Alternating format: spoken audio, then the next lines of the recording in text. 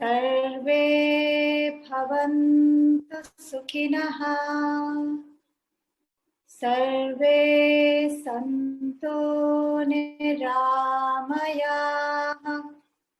Sarve Bhadrani Pashyantu. Ma kaschit dukha bhag bhavet. Om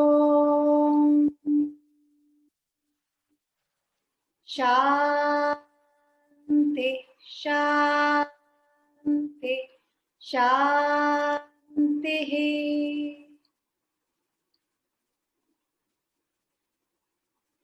Gently rub your palms, generating heat in the palms of your hand.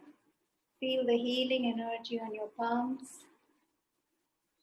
Cup your palms to your eyes. Feel the relaxing energy.